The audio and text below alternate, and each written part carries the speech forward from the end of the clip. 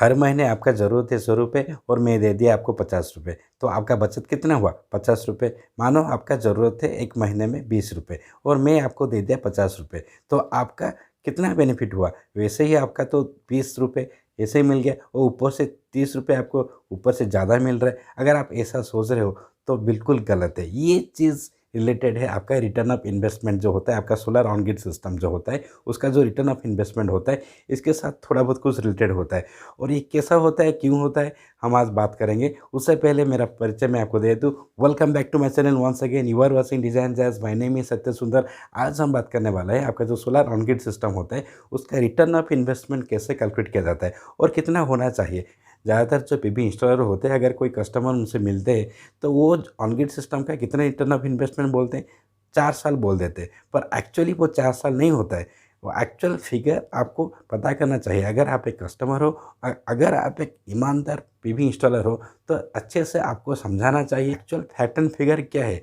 Actually ये 4 साल आता है या 4 साल से ज़्यादा आता है, तो ये हमको जानना ज़रूरी होता है। अगर आप एक परफेक्ट सोलर डिज़ाइनर होना चाहते हो, अगर आप ईमानदारी से अपने कस्टमर को समझाना चाहते हो, तो एक्चुअल फैक्ट एंड फिगर बताओ कितना साल एक्चुअली चाहिए। लोगों को चीट मत करो। अगर लोगों के साथ चीट करोगे तो आप सस्टेन नहीं कर पाओगे। तो मेरा मैसेज बस इस वीडियो में इतना मकसद है कि आपको फैक्ट एंड फिगर दिखाना, एक्चुअली ये 4 साल आता है या उससे ज़्यादा आता है। अगर ज़्यादा आता है तो किसके वजह से आता है, जो मैं बोल रहा हूँ वो सच हो रहा है कि नहीं। तो ये चीज़ जो मैं एनालिसिस किया हूँ तो ये क्यों ना आपके साथ शेयर किया जाए। तो इसलिए आज मैं इस वीडियो में आपको बात करने वाला हूँ क्या होता है आपका रिटर्न ऑफ इन्वेस्टमेंट, कैसे कैलकुलेट किया जाता है आपका रिटर्न ऑफ इन्वेस्टमेंट। एक्चुअली वो 4 साल होता है या उससे ज़्यादा होता है, अगर ज़्यादा होगा तो उसका वजह क्या है। तो इसलिए वीडियो को अंत तक देखिए, बिल्कुल अंत तक देखिए, बिना स्किप करके देखिए। और अगर चैनल में नए हैं तो चैनल को लाइक और सब्सक्राइब करना मत भूलेगा। अगर सब्सक्राइब कर रहे हो तो बेल आइकन घंटी जो है उसको बजा दो भाई, नहीं तो आपको इस तरह नॉलेजेबल वीडियो और इन्फॉर्मेटिव वीडियो नहीं मिलने वाला है। तो बस सब्सक्राइब करते चलिए और मुझे इस तरह हौसला देते रहिए। आपके लिए इस तरह इन्फॉर्मेटिव वीडियो और जो फैक्ट एंड फिगर है उसको मैं आपके सामने लाते रहूँगा। तो without waiting much, let me guide you.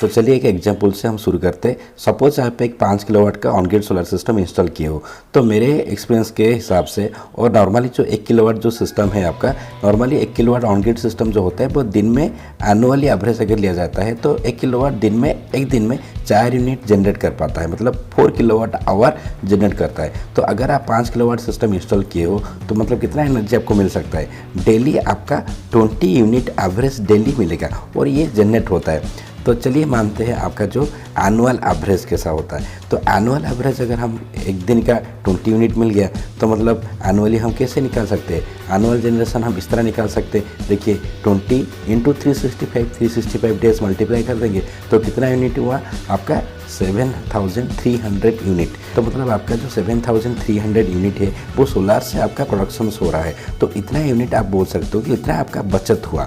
तो इसलिए इसको बोलते हैं आपका सेविंग यूनिट, और वो भी एनुअल एवरेज लिया जाता है। तो सपोज आपका जो 5 किलोवाट का सिस्टम बनाए हो तो उसका जो इन्वेस्टमेंट लगता है तकरीबन, ये मेरा एक्सपीरियंस के हिसाब से, मेरा जो एक्सपीरियंस है जो इंस्टॉल में किया हूँ, तो तकरीबन वो 2.5 लाख से 3 लाख के अंदर आता है। तो मान के चलते हैं आपका 2.7 लाख आपका खर्च हुआ।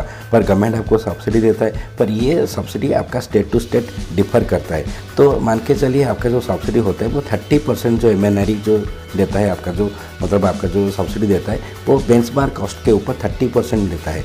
तो आपका जो इन्वेस्टमेंट हुआ 2.7 लाख, तो उसका अगर 30% हम ले जाएंगे तो जो अमाउंट निकल के आएगा तो वो आपका कट ही जाएगा। तो तकरीबन कितना आएगा, 81,000 आएगा। तो मतलब आपका नेट इन्वेस्टमेंट कितना होगा, 2.7 लाख आपका प्लांट कॉस्ट है, पर सब्सिडी मिल जा रहा है। तो सब्सिडी को निकाल के अगर आप खर्च देखोगे तो कितना खर्च होगा आपका 1,89,000। तो मतलब आपका इन्वेस्ट कितना हो रहा है, आपका इन्वेस्ट 1,89,000 हो रहा है। और आपका एनर्जी कितना प्रोडक्शन हो रहा है, मतलब आपका जो सेविंग्स है कितना है 7,300 यूनिट दैट टू ईयरली। तो चलिए थोड़ा कैलकुलेशन करते हैं। आपका जो नॉर्मली जो इलेक्ट्रिकल टैरिफ होता है स्टेट टू स्टेट वो डिफर करता है, वो हालांकि 5 रुपये से 7 रुपये तक जाता है, तो हम मैक्सिमम लेके चलते हैं। तो चलिए मानते हैं 7 रुपये पर यूनिट आपका जो टैरिफ आप जो गवर्नमेंट को पैसा दोगे 7 रुपये हिसाब से दोगे, तो आपका देखिए आपका 7,300 यूनिट आपका ईयरली जनरेट हो रहा है, मतलब उतना सेविंग हो रहा है, सेविंग यूनिट जिसको बोलते हैं। तो 7,003 यूनिट जो है उसको अगर हम 7 में मल्टीप्लाई कर देंगे INR 7 जो मतलब आपका टैरिफ होता है, तो कितना आएगा 51,100 आपका ईयरली सेविंग हो रहा है। जो आपका सोलार के वजह से, सोलार का जो जनरेशन है उसकी वजह से आपका इतना सेविंग हो रहा है। तो आपका रिटर्न ऑफ इन्वेस्टमेंट आप कैसे कैलकुलेट करेंगे, कितना नेट इन्वेस्टमेंट आपका हुआ उसको डिवाइड कर लो ईयरली सेविंग जो है, ईयरली सेविंग आपका कितना हुआ 51,100, तो बस डिवाइड कर लो। तो 1,79,000 से अगर हम डिवाइड कर देंगे 51,100, तो ये तकरीबन 3.169 नहीं तो आपका 4 ईयर ही आएगा। तो ये 4 ईयर तो आपका रिटर्न ऑफ इन्वेस्टमेंट जो है वो तो आ गया, पर एक्चुअली ये कितना आना चाहिए। तो अगर एक एनालिसिस आप करोगे तो आप मार्च और अप्रैल और मई के महीने में धूप के टाइम में जो होता है, मतलब आपका लोड जो होता है वो कंजप्शन ज़्यादा रहता है। तो चलिए आपका मानते हैं जो मार्च के महीने में आपका 5 किलोवाट का 20 यूनिट पर डे लेकर आपका 20 × 30 मतलब 600 यूनिट आपका हर महीने में आपका जनरेट हुआ, जो कि मार्च और अप्रैल के मंथ में हम बोल रहे हैं। तो दिन को अगर 4 यूनिट करके मानो तो आपका मतलब 600 यूनिट पर मंथ आएगा। और हमको पता है जो मार्च और अप्रैल के महीना होता है, जो गर्मी के मौसम होता है, वहाँ पे लोड का कंजप्शन ज़्यादा होता है, तो इसलिए जो सोलर का जनरेशन होगा वो लोड कंजप्शन में चला जाएगा। इसको बोलते हैं आपका कंजप्शन ऑल।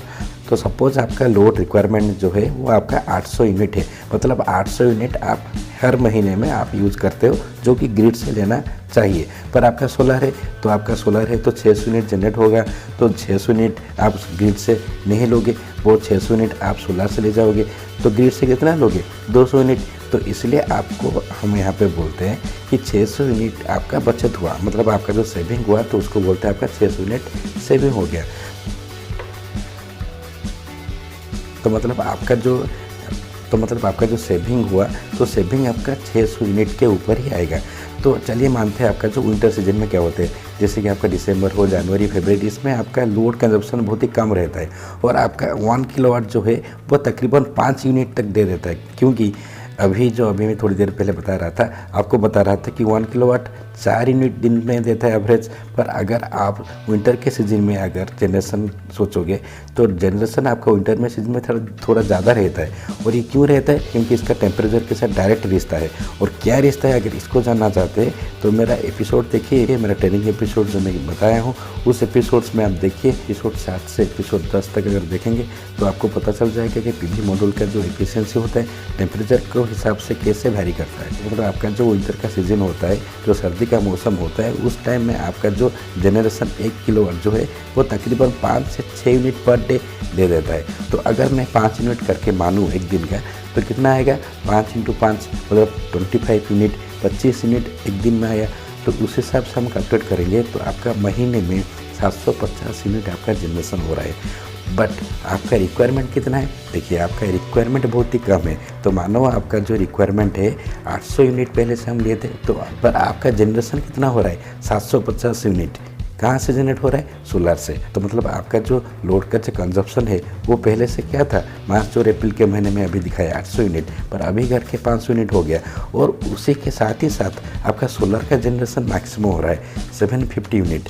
तो मतलब आपका मतलब कितना बचत हो रहा है भाई, मतलब आपका बचत 750 यूनिट का नहीं हो रहा है, जबकि आपका 750 यूनिट जनरेट हो रहा है, पर आप खर्च कितना कर रहे हो 500 यूनिट खर्च कर रहे हो। जो 500 यूनिट आप ग्रिड से लेते, वो 500 यूनिट आप ग्रिड से ना लेके कहाँ से लोगे, आप सोलर से लोगे।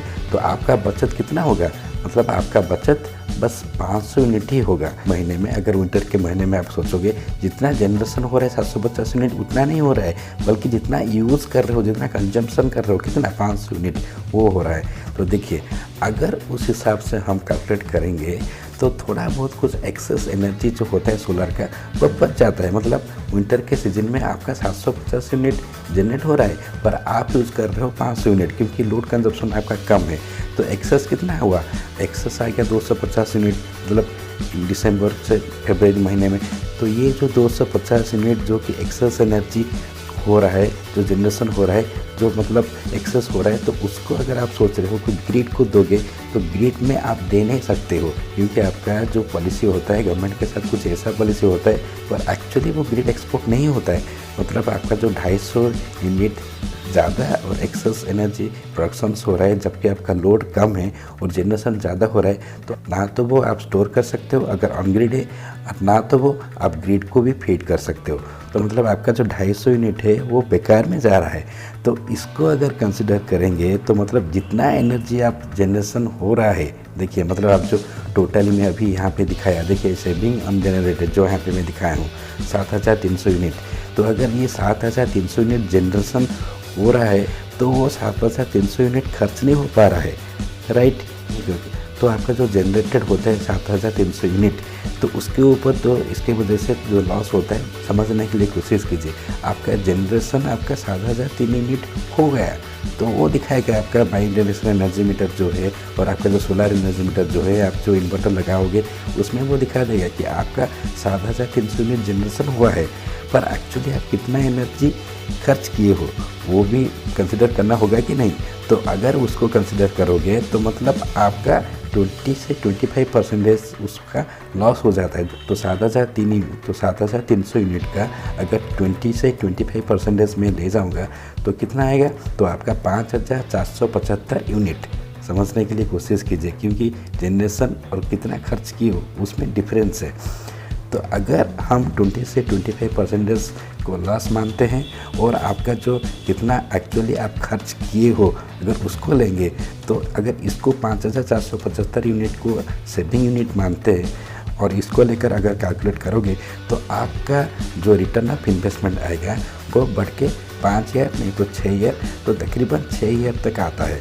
तो ये एक्चुअल फिगर मैं आपको बता रहा हूँ, जो मैं प्रैक्टिकल एक्सपीरियंस है उस हिसाब से मैं आपको बता रहा हूँ।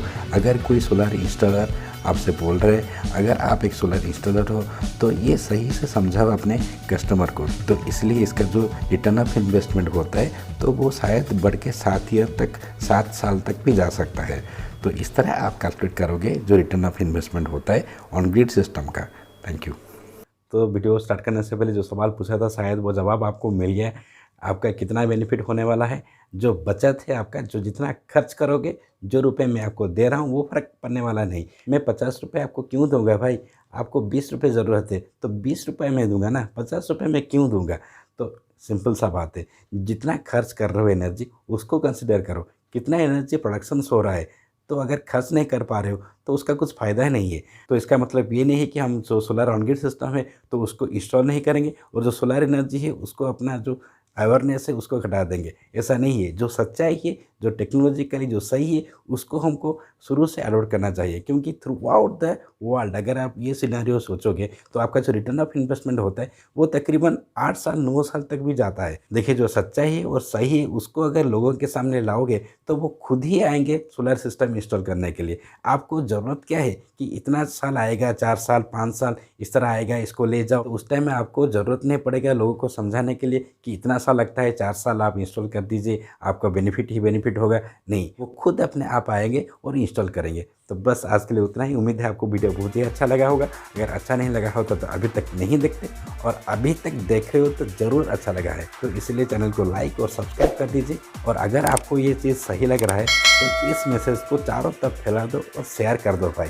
तो मिलते हैं किसी और दिन किसी और वीडियो के साथ, तब तक के लिए जय हिंद, जय भारत, शुक्रिया, गुड बाय।